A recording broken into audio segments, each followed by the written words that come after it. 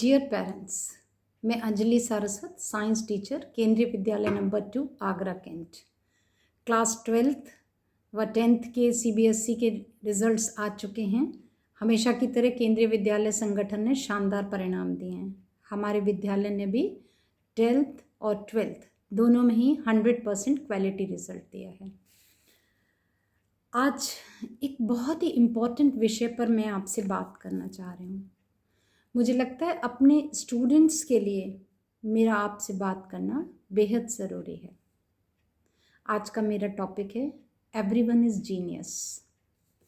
अब आप कहेंगे मैंने ऐसा टॉपिक क्यों लिया? वो इसलिए कि क्लास 10th से 11th में एडमिशन लेने जा रहे हैं हमारे स्टूडेंट्स। अभी तक वो जनरल सब्जेक्ट्स पढ़ते थे, English, Hindi, math, science, SST। लेकिन अब उन्हें स्पेसिफिक डायरेक्शन में आगे बढ़ना है और यहीं उन्हें अपनी दिशा चूज़ करनी है कि वो साइंस लें, कॉमर्स लें या ह्यूमैनिटीज़ में जाएं। सभी पेरेंट्स व स्टूडेंट्स के सामने इस समय एक ही प्रश्न है, अ बिग क्वेश्चन मार्क। क्या करें? 10th के बाद कई बार बच्चा इतना मैच्योर नहीं होता कि अपने डिसीज़न खुद ले सके। यूजुअली पेरेंट्स की ओपिनियन को एक्सेप्ट कर लेता है या जो फ्रेंड्स सब्जेक्ट्स ले रहे होते हैं उनके आधार पर मन बना लेता है। कुछ स्टूडेंट्स बहुत फोकस्ड होते हैं, पहले से ही बता देते हैं कि उन्हें यही करना है, वहाँ तो बात क्लियर है। लेकिन जहाँ हमारे स्टूडेंट्स को क्लैरिटी नहीं है, कई बार पेरेंट्स की एक्सपेक्टेशंस भी बहुत हाई होती हैं और वो उसे उसी ट्रैक पर ले जाना चाहते हैं जो वो चाहते हैं। कभी उन्होंने ड्रीम किया होगा कि मेरी ये इच्छा थी, लेकिन अपनी लाइफ में वो उसे अचीव नहीं कर पाए, तो अब उनका ड्रीम अपने बच्चे से पूरा होता देखना चाहते हैं। ऐसे में यही मेरा आपसे बात करना बनता है। साइंस मैथ्स को लेकर सोसाइटी में एक जनरल ओपिनियन है कि इंटेलिजेंट स्टूडेंट्स ही साइंस मैथ्स सब्जेक्ट्स लेते हैं, लेकिन ऐसा नहीं है। यकीन मानिए, बिल्कुल भी ऐसा नहीं है। मैंने अपने लंबे टीचिंग एक्सपीरियंस में अपने ही स्टूडेंट्स को एक्सेल करते देखा है, जो 10th तक साइंस मैथ से घबराते थे और मानते थे कि कब 10th कंप्लीट हो और साइंस मैथ से पीछा छूटे। दूसरी ब्रांचेस लेकर बहुत शानदार किया है उन्होंने काम। कितने ही एग्जाम्पल्स हैं। अभी हम लेटेस्ट एग्जाम्पल ले लेते हैं अपने देश के गोल्डन बॉय का, जिन्होंने इतिहास रच दिया ओलंपिक्स में, नीरज चोपड़ा। 2 दिन से यही खबर सबसे ज़्यादा हाईलाइट हो रही है।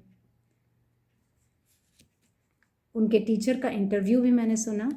बहुत ज़्यादा एकेडमिक्स में इंटरेस्ट नहीं था, लेकिन पैशन, जुनून स्पोर्ट्स की फील्ड में, आज उसी ने उन्हें भारत का गौरव बना दिया।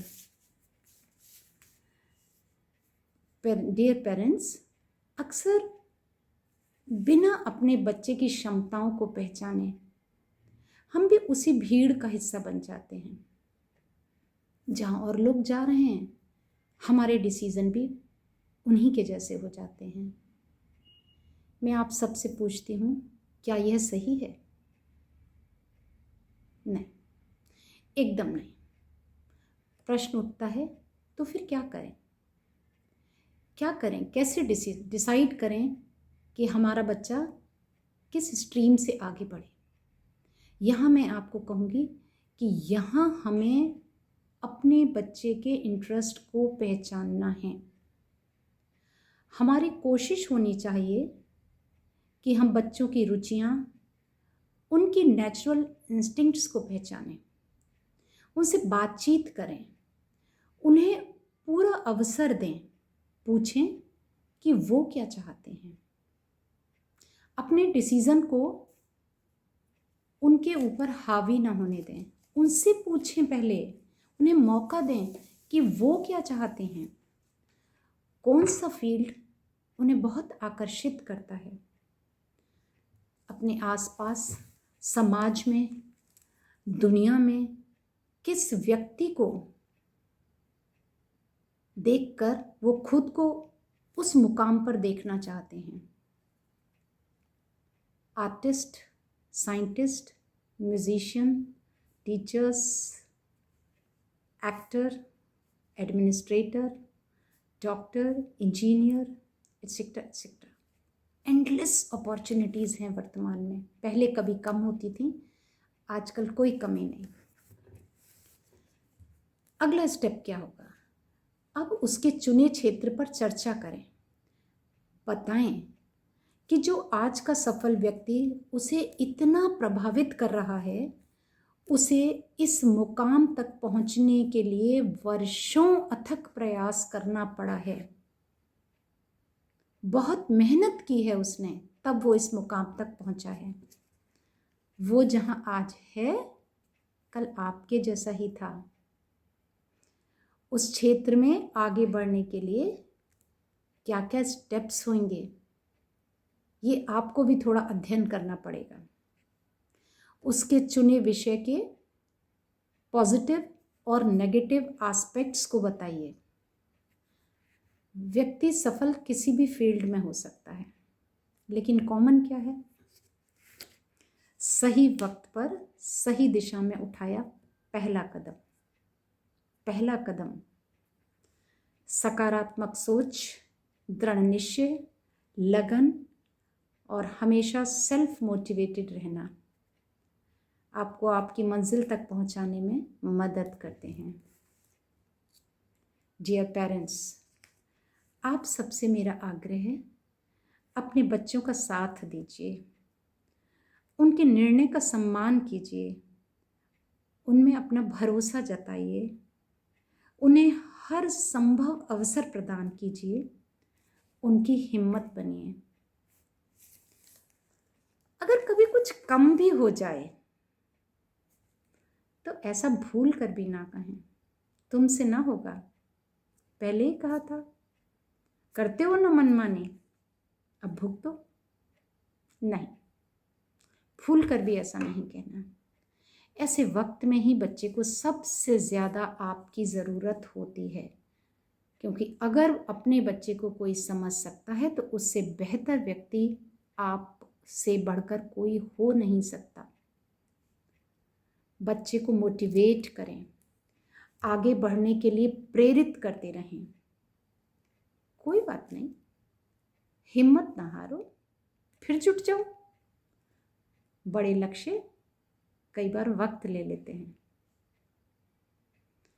अगर आपके बच्चे सही दिशा में बढ़ रहे हैं, धीरे ही सही, अपनी रुचियों के साथ, पैशन के साथ खुद को प्रूव करने की ईमानदार कोशिश कर रहे हैं, ये बहुत इम्पॉर्टेंट है। कोशिश करते करते पहुंच जाएंगे मंजिल तक, मानिए इस बात को। और यही होगा आपका रियल इन्वेस्टमेंट।